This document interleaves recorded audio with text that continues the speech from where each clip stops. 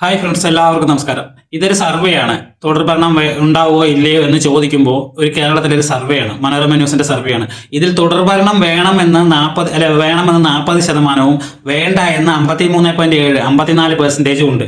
അപ്പോൾ എല്ലാവരും ഒറ്റ നോട്ടത്തിൽ എന്താ പറയുന്നത്? തുടർഭരണം ഉണ്ടാവില്ല, പിന്നെ പിണറായി വരില്ല എന്നാ പറയുന്നത്. എന്നാൽ അതിന്റെ സത്യാവസ്ഥ അങ്ങനെയാണോ? അങ്ങനെയല്ല.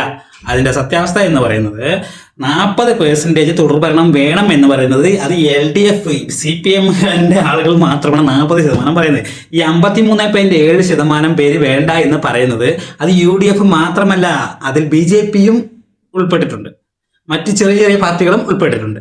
അപ്പോൾ എന്താവും ഭരണം? ഈ 53.7% എന്നുള്ളത് ഒരിക്കലും BJP 20% വോട്ട് പിടിച്ചാൽ കഴിഞ്ഞു, കത്തിക്കൽ, കഥം. തുടർഭരണം പിണറായി തന്നെ വീണ്ടും അധികാരത്തിൽ വരും. അതാണ് ഇവിടെ നടക്കാൻ പോകുന്നത്. അല്ലാതെ ഇവരുടെ തൊഴുത്തിൽ കുത്തും അടിയും അടിത്തടിയും അല്ല ഇവരുടെ കാര്യം. ഇവർക്കൊരു നേതാവില്ല. അതിനുള്ളൊരു ഉത്തമ ഉദാഹരണം ഞാൻ 2 കാര്യങ്ങൾ പറഞ്ഞുതരാം.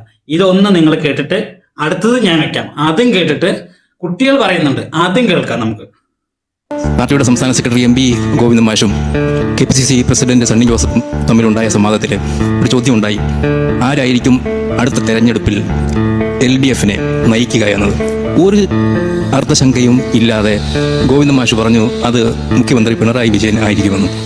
ഈ UDF ഒരു വ്യക്തി പറഞ്ഞു ഇതുപോലെ പറയാൻ ഒരു വ്യക്തി ഉണ്ടാവും. നിങ്ങളുടെ അടുത്ത മുഖ്യമന്ത്രി ആരാണെന്ന് ചോദിക്കുമ്പോൾ ഇവർ ഉടനെ ഹൈക്കമാൻഡിലേക്ക് വിടും. ഹൈക്കമാൻഡ് തീരുമാനിക്കും ഞങ്ങളുടെ അങ്ങനെയാണെന്ന്.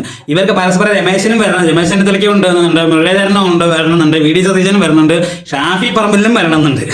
മനസ്സിലായില്ലേ? ഇവർക്ക് ശശി തരൂരിനും വരണമെന്നുണ്ട്, ഈ സകല ആളുകൾക്കും വരണമെന്നുണ്ട്. ഇവരെല്ലാം പരസ്പരം അങ്ങോട്ടും ഇങ്ങോട്ടും പാരയാണ്.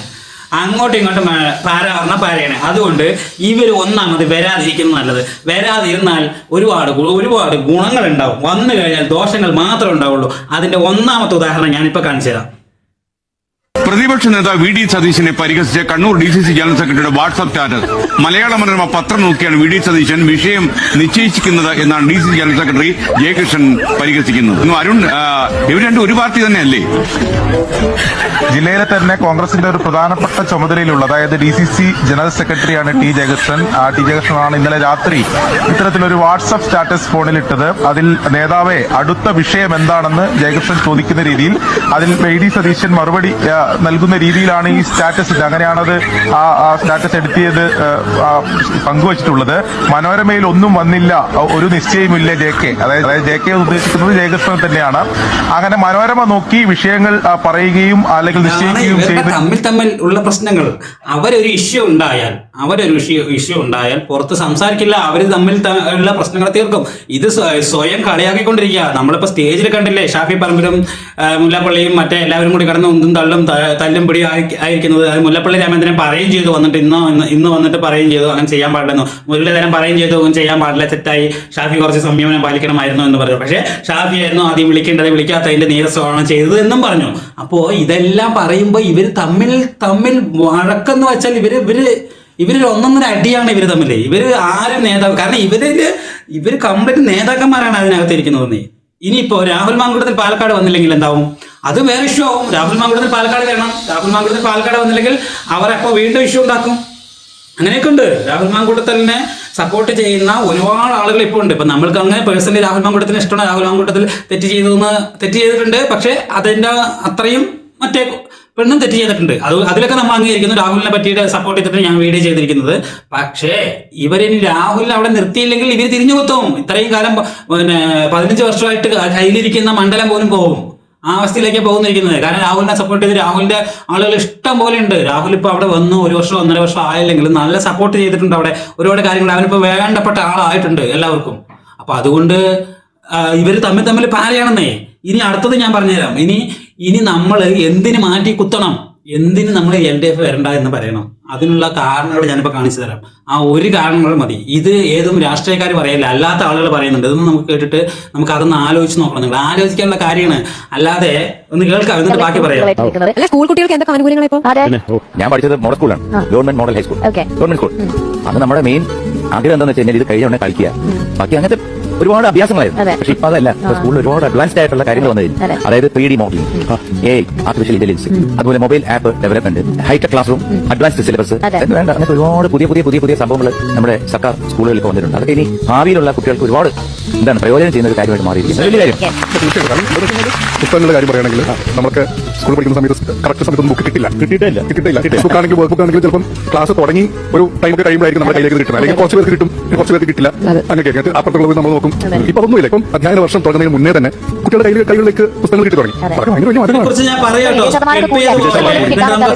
100% ആണ് വിജയം. ഒക്കെ ഭയങ്കര മാറ്റങ്ങളാണ്. സൗജന്യമായിട്ട് ഉച്ചഭക്ഷണം വരെ സ്കൂളുകളിൽ പ്രഭാത ഭക്ഷണവും എല്ലാം ഉണ്ട്. കാരണം അതുപോലെ ഈ 1,00,000 സ്കൂളുകളിൽ ഹൈടെക് ക്ലാസ് റൂമുകളുണ്ടെന്ന് പറഞ്ഞാൽ തന്നെ വലിയ കാര്യമാണ്. നമ്മളൊക്കെ പഠിക്കുന്ന സമയത്ത് പഠിക്കേണ്ട കാര്യത്തിൽ കണക്കായിരുന്നു, എങ്കിലും സൗകര്യങ്ങൾ വളരെ കുറവായിരുന്നു. ഇപ്പൊ നിങ്ങൾക്ക് അതൊക്കെ ഉണ്ട്, അതൊരു വലിയ കാര്യം തന്നെയാണ്. ശരിക്കും ഈ ഗവൺമെന്റ് ചെയ്യുന്നത് ഇപ്പോൾ സൈബർ സുരക്ഷ അവയർനെസ് എന്ന് പറഞ്ഞൊരു സംഭവമുണ്ട്. അത് 4 ലക്ഷത്തോളം അമ്മമാർക്ക് അതിന്റെ ഒരു അവയർനെസ് കൊടുക്കുന്നുണ്ട് ഗവൺമെന്റ്. അപ്പം അവർക്ക് ആ അവയർനെസ് കൊടുക്കുമ്പോൾ വേണ്ട ഒരു കാര്യം ഇക്കാലത്ത്. അതുകൊണ്ട് കുട്ടികളെ നേർവഴിക്ക് നടത്താനുള്ള ഒരു പരിശീലനം കൂടിയാണ്. പേരൻസിനും ആ ഒരു അവയർനെസ് ആവശ്യമാണ്. അപ്പം ശരിക്കും ഗവൺമെന്റ് ചെയ്യുന്ന ഒരു വലിയൊരു കാര്യമാണ്. അതെ, അത് മാത്രമല്ല ഇപ്പോൾ ഒരു കണക്ക് നോക്കുമ്പോഴേക്കും 5000 കോടി രൂപയുടെ വികസനങ്ങളാണ് സർക്കാർ സ്കൂളുകളിലേക്ക് നടന്നുകൊണ്ടിരിക്കുന്നത്. അതിലിപ്പോ ഒരു 2640 കോടി രൂപയുടെ കെട്ടിടങ്ങൾ വരെ നടത്തിക്കൊണ്ടിരിക്കുകയാണ്. അതിലിപ്പോ ഒരു 1000-ലധികം അത് ഉള്ളിൽ നിൽക്കുന്ന രീതിയിൽ കെട്ടിടങ്ങളുടെ പണി നടന്നുകൊണ്ടിരിക്കുക. അതിലൊരു 500 സംതിങ് കെട്ടിടങ്ങളുടെ പണി ഓൾറെഡി കഴിഞ്ഞു. അപ്പൊ അത്രയും വികസനങ്ങളാണ് ഇവിടെ നടന്നുകൊണ്ടിരിക്കുന്നത്.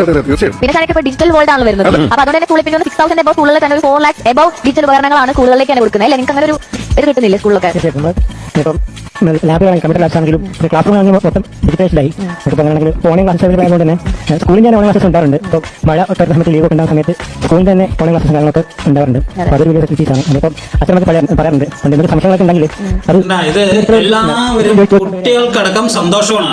സന്തോഷം ഇല്ല എന്ന് പറയുന്നതൊക്കെ അത് UDF മാത്രമേ സന്തോഷം ഇല്ല എന്ന് അവർക്ക് അനുകൂലമായിട്ടേ പറയുള്ളൂ. ഇപ്പൊ നമ്മൾ LDF വന്നിട്ട് പിന്നെ ഒരുപാട് പേര് നമ്മുടെ ചില കമന്റ് ബോക്സുകളിൽ ചില ആൾ വീഡിയോയിൽ കാണാം, ഇവർ ആര് വന്നിട്ടുണ്ടാ നമുക്ക് എന്തോ ഉപകാരം നമുക്കില്ല എന്ന് പറഞ്ഞാൽ നമ്മളെക്കാട്ടിയും ഒരുപാട് ഇപ്പൊ നമ്മള് വലിയ ആളാണ്, അല്ലെങ്കിൽ നമുക്ക് സമ്പാദിക്കുക, നമ്മൾ അങ്ങനെയല്ല ഉദ്ദേശിക്കുന്നത്. പക്ഷെ നമ്മളെക്കാട്ടി ഒരുപാട് താഴ്ചയിലിരിക്കുന്ന ആളുകൾക്ക് ഒരുപാട് പേർക്ക് ഉപകാരപ്പെട്ടിട്ടുണ്ട്.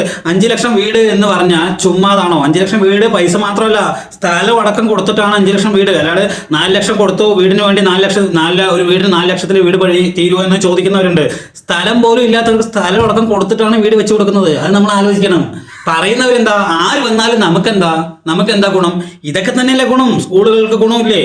ഉച്ചയ്ക്ക് രാവിലെ നല്ല നല്ല ഭക്ഷണം, ബിരിയാണി വേണമെന്ന് പറഞ്ഞാൽ ബിരിയാണിയാണ്, വെജിറ്റബിൾ ബിരിയാണി ഒക്കെയാണ് കൊടുത്തുകൊണ്ടിരിക്കുന്നത്. കുട്ടിക്ക് ബിരിയാണി വേണമെന്ന് പറയുമ്പോൾ അംഗൻവാടി കുട്ടികൾക്ക് ഇതുപോലെ ഏത് സർക്കാർ ചെയ്തിട്ടുണ്ട്? അത് നമ്മൾ ചിന്തിക്കണ്ടേ? സ്കൂളിൽ ബുക്ക് പോലും കിട്ടാത്ത സമയം ഉണ്ടായിരുന്നില്ലേ? വഴി കൂടെ പോണവരിനെയൊക്കെ ജയിപ്പിച്ച് വിടുന്ന സമയം ഉണ്ടായിരുന്നില്ലേ? ബുക്ക് കിട്ടിയില്ല എന്ന് പറഞ്ഞിട്ട്. അപ്പൊ അതേപോലെയുള്ള അവസ്ഥയൊന്നും ഇപ്പൊ ഇല്ല, ഈ സർക്കാരിനില്ല. അത് നമ്മൾ ആദ്യം മനസ്സിലാക്കണം. അത് മനസ്സിലാക്കാതെ ആര് വന്നാലും നമുക്ക് എന്താ എന്ന് ചിന്തിക്കാൻ പാടില്ല. ആര് വന്നാലും നമുക്ക് ഒന്നുമില്ല, നമ്മൾ പണിയെടുക്കണം, നമുക്ക് കഴിയണില്ല. അത് സത്യം തന്നെയാണ്. പക്ഷെ ഗുണം കിട്ടുന്ന ഒരുപാട് ആളുകളുണ്ട്.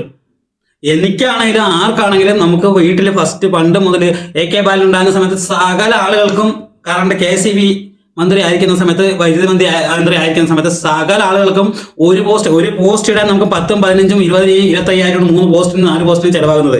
ഇതൊരു വീടിന്റെ ചെറിയ ഒരു പേപ്പർ പഞ്ചായത്തിന് കിട്ടിയാൽ 3 പോസ്റ്റോ 4 പോസ്റ്റോ 5 പോസ്റ്റോ ഇട്ട് കൊടുക്കണ, ലൈന് വലിച്ച് കറക്റ്റ് കൊടുക്കണ. അതുപോലെ വേറെ ആരും ചെയ്തിട്ടുണ്ട്? അപ്പൊ അങ്ങനെ ഒരുപാട് കാര്യങ്ങള് ചെയ്തിട്ടേ ഇരിക്കുന്നുണ്ട്.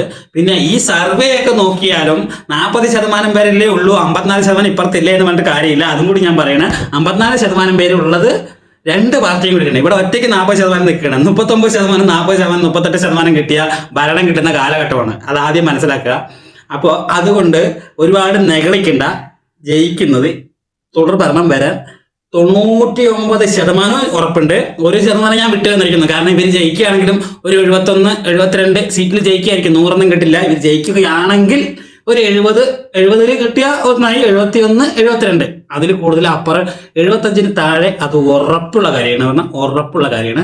എനിക്ക് ഇത്രേ പറയാനുള്ളത്. നിങ്ങളുടെ അഭിപ്രായം എന്താണ്? കമന്റ് ബോക്സിൽ രേഖപ്പെടുത്തും. വീഡിയോ ഇഷ്ടപ്പെട്ട ലൈക്ക്, ഷെയർ, കമന്റ് ചെയ്യൂ. ഓക്കെ.